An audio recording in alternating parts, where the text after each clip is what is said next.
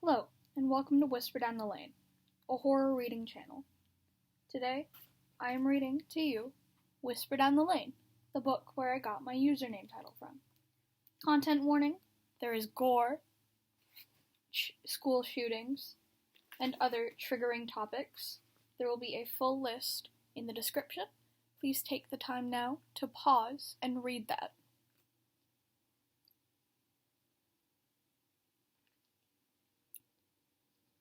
Welcome, my name is Frog, and I will be reading you the book today.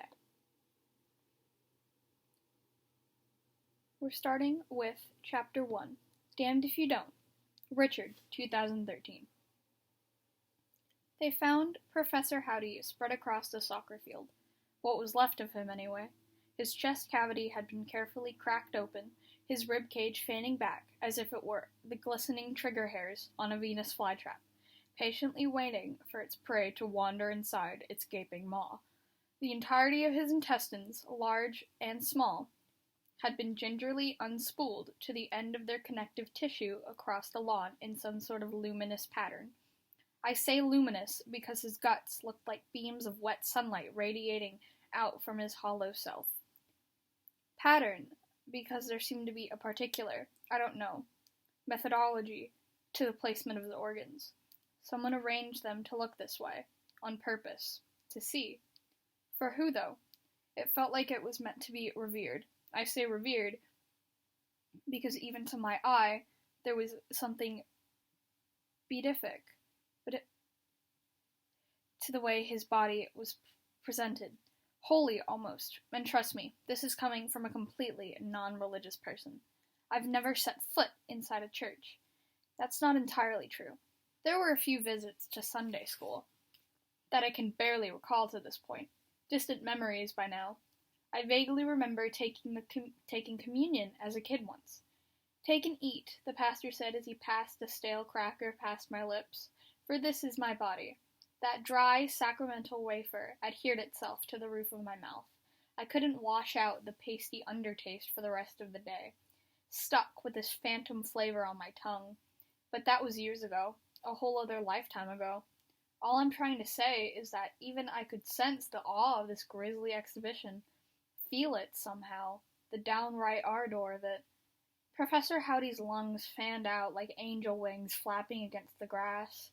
The liver, the stomach, the spleen. That is the spleen, isn't it?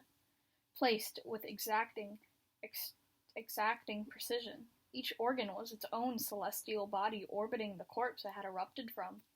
His heart now rested in the patch of grass directly above his head, a bleeding crown.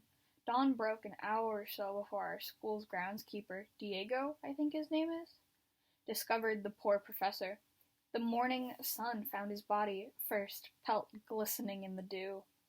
His blood had a crystalline sheen against the green, like red-stained glass, something you might see in Sunday services.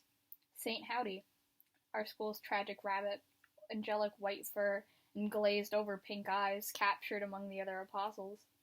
Professor Howdy was always kept in Miss Castevet's classroom. He belonged to the school, its students, but Miss Castevet was ultimately responsible for his upkeep.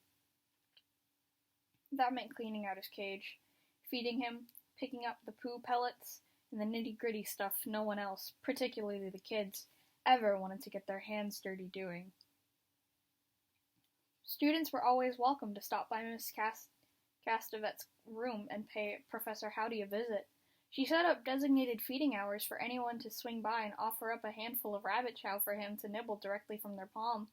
And sometimes, on the specialist of occasions, as Miss Castevet liked to say, she would even pull Professor Howdy from his cage and let him hop around the room, door closed, of course. There had been one particular incident at the very beginning of the school year when someone, I'm not naming any names here, Benjamin Pendleton, left the classroom door open and Professor Howdy broke free. Hopping down the hall, the ensuing bunny hunt, was a school-wide event. All the students got involved in the search party. Eventually, he popped into my classroom. I spotted him tucked behind the tempura paints, struggling to squirm further in. I was hailed as a hero, returning the professor to his cage unharmed, alive, and in one piece. The new art teacher saves the day, students sang out. Yay, Mr. Bellamy! Everyone loved Professor Howdy. He was without a doubt the Danvers School unofficial mascot. Who would think about doing something as awful as this? To a rabbit? Our rabbit? Teachers always arrived early to school to kickstart their day, getting those lesson plans prepped and get their classrooms in order, get ready for the oncoming onslaught of students. Miss Castevet was always one of the very first teachers to arrive. You'll find her Nova parked in one of the nearest spots to the main entrance. When she enters her classroom first thing in the morning, she's greeted by the gentle sounds of Professor Howdy leaping in his cage, fur brushing up against the thin metal bars, the pad of his feet strum the spokes. Not this morning. Miss Castevet sensed the silence coming from his corner of the room as she called out to him. Good morning, Professor Howdy. He wasn't in his cage. The gate had been left wide open. Once students started shuffling into class, they noticed his absence as well. Where's Professor Howdy, Miss Castevet? They all asked. What happened to Professor Howdy? Professor Howdy's just feeling a little sick, she lied. She had no clue where he was. Not yet. Only the groundskeeper and our principal, Miss Condry, were aware of the kindergarten crime scene on the soccer field. They were keeping this bit of grisly information to themselves for now. Rumors quickly began to work their way through the faculty. Condry called Miss Castevet into her office to break the news about her beloved bunny. I wasn't there to hear it myself, but several teachers whispered to one another in the lounge that they'd heard an audible sob escape from behind Miss Condry's door. A moan. You would have thought a member of her family passed away, in a sense. One had. Miss Castevet needed to take a moment before the bell for her second period rang to collect herself. Even then, she broke down during class. Simply glancing at his empty cage, gate open, was enough to summon her tears. Summon? I can't stop myself. What other words were there to describe what happened? Where do you go? Tamara always asks me in moments like these. Whenever she catches me drifting off into my thoughts, I lost you there for a second. Sorry, I'd probably say, most likely smiling back. Just remembered something. The students are still in the dark. No press release from the main office yet. Kids can't understand why Miss Castevet is so upset. It won't be long before some second-grade sleuth puts two and two together. The whispers are already drifting through the faculty now, a brush fire passing from class to class. The teacher's lounge is festering with speculation, and it's not even fourth period yet. We've all become embroiled in the detective work. A bunch of amateur Sherlock Holmes. Middle school, my dear. Elementary school, my dear Watson. A yummy morsel of gossip like this is too good to pass up. Did you hear? Each teacher whispers. Professor Howdy's been gutted, torn open along his underbelly, groin to gullet. It wasn't until lunch period that the word finally reached me. I pulled cafeteria detail today. That meant surveying the students as they munched their nuggets like I'm some police guard standing watch over Gen Pop. Miss Castevet usually takes this shift, but she'd called out. As the alternative turnkey, I'm on deck to replace her. I honestly never thought I'd get called. Miss Castevet never misses her lunch shift. Never misses anything. She constantly volunteers to chaperone after-school events. This school is her life. And somebody just gutted it. Have you heard? Mr. Dunstan, our music teacher, murmurs over the lunchtime din. The two of us stand at the back of the cafeteria by the trash cans.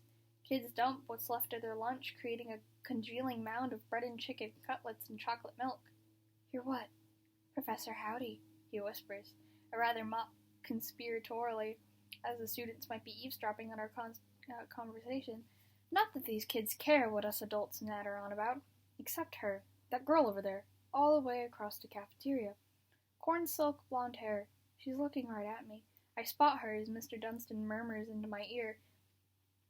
She's sitting by herself, the contents of her bagged lunch spread out evenly before her, both hands gripping her sandwich, just staring back, not blinking at least. I think she's staring. Maybe I am just imagining it. Her eyes don't drift. Perhaps she's gazing into space, and I just happen to be in her visual line of fire. Is she in my class? It's pretty early in the school year, so getting a lock on everyone's name is still a hurdle. For me, at least. I've always been terrible with names. Names and faces. Do I have her? I think. I squint to see her. Is that... What's her name? Her name. Sandy. I almost say it out loud. To be honest, I'm not entirely convinced I did it from the way Mr. Dunstan is staring at me. The rabbit, he clarifies. He shakes his head and sighs. Such a solemn air. It feels a wee bit performative to my tastes. To be honest, Dunstan is just gunning to play the pipes at the wake. Danny boy. I bet they'll get his choir kids to sing a song they've prepared in class, just for Professor Howdy. Perhaps even some choreographed dance routine, with scarves.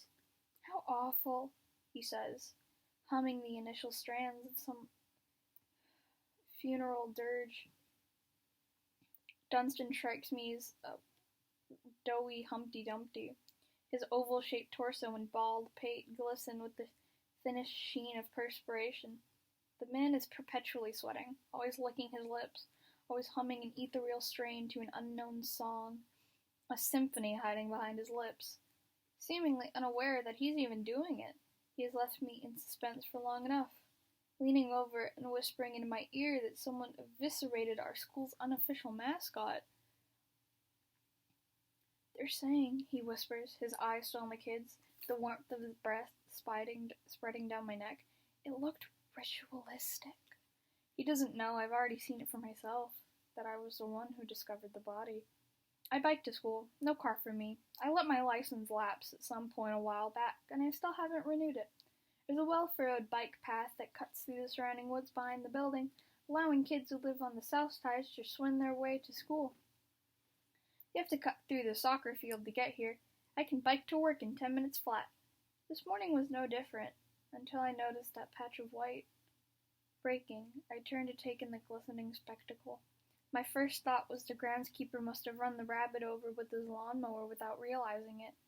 An accident. But the longer I looked, I'd take in the fastidiousness of the display, the devout attention to detail. The more I saw it as a sculpture, a work of art, I couldn't shake the creeping feeling that whoever did this, they'd made it just for me.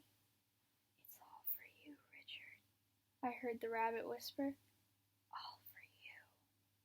There was a birthday card tucked into his guts. The corners of the cardboard stalk were softening with blood held upright within the rib's grip. No one knows it's my birthday. I chose not to celebrate it. Haven't celebrated it. Not even with tomorrow. For years. I figured the day had faded by now. Nobody knows, and yet this sacrificed rabbit felt like a gift.